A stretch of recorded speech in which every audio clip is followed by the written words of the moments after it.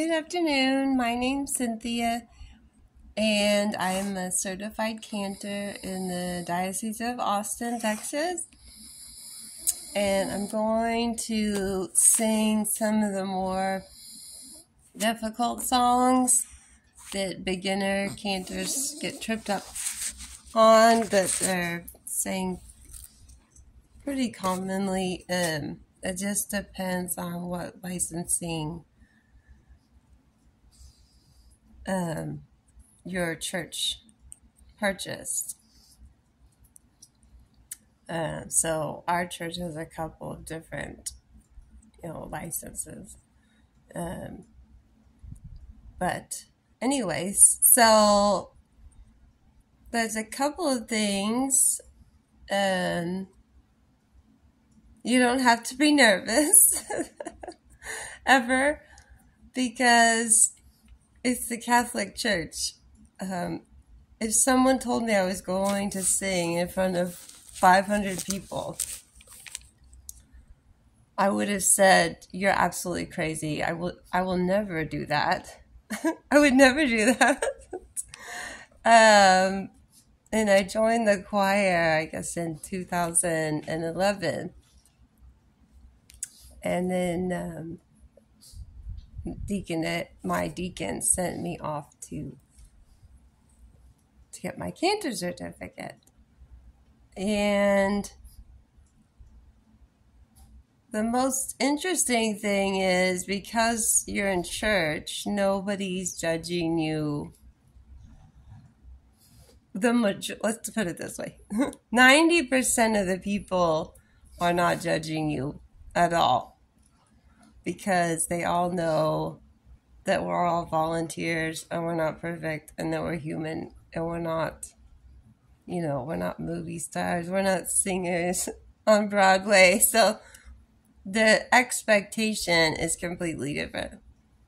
So I suggest to literally turn inward, and even though, yes, you need to raise your hands and ask the congregation to join along in singing with you, and you will make eye contact with the congregation.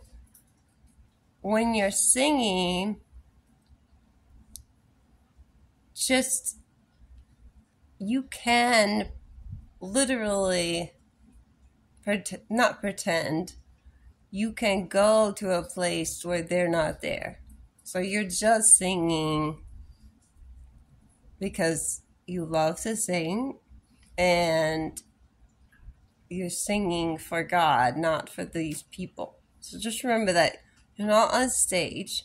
So I have a theater and dance Bachelor of Fine Arts. So since third grade, I've been on stage, and that's a whole different psychological phenomenon. You're performing for them. So, like I said, the expectations for you to be, not mess up, or be closer to perfect, or, whether they like you or not, it's all there. I mean, that's just part of the game. And, ballet technique and all these things. But in the church, yes, it's important that we have not professional, but good, decent singers that can, regardless of what you look like, what you sound like, what your voice comes out as, anyone can be a cantor if you just can hit the right notes. So it's all about getting it out, and they're able to follow along, because I think probably 30 to 40% of the congregation can read music. But the rest of the congregation that can't read music, they don't even know if you changed a note. You could have done it for artistic sake. But my problem was I wanted to perform. And so when we had rotating cantors, I was like, what do you mean? Like, I can sing that song. Like, that's my favorite song. And I can sing it better than, everyone knows she's not a good cantor. Like, and, it's a special day and I want to sing and I can make people feel a certain way. And I'll never forget it. He was like, we are not here to perform or to get people to feel a certain way. She's praising God regardless of how she sounds or what your opinion is, Cynthia. So I was scolded immediately my first, 2 weeks because, I wasn't used to performing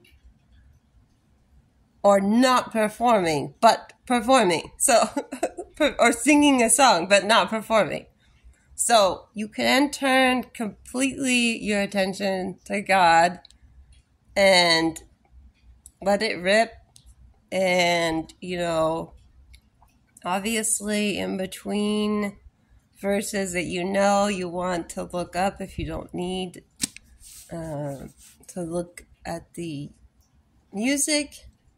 You get to a point where you don't need to look at it at all. Unless you draw a blank, thank goodness it's there. So, sometimes there's a little bit of a pause.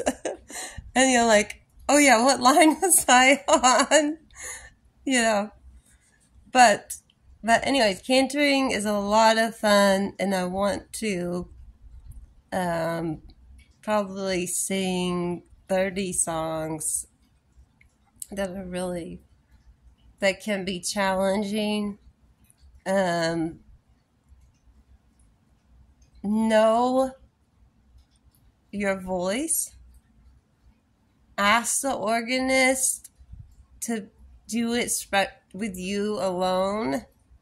And so I'm a -1 on the organ.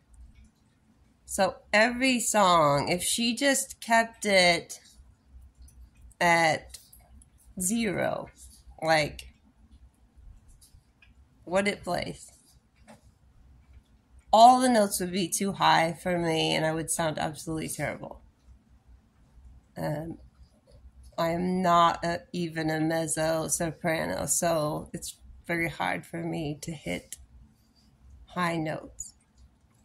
So sometimes, depending on if I didn't feel well or had a lot of allergies, make sure you run through the song, because some days I was like, no, just too -2.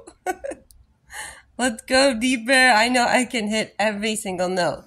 The last thing you want to do is like change ranges randomly. That even the priest will shudder, like, ooh, that's not good. So really staying in your range and getting the song out is all that matters.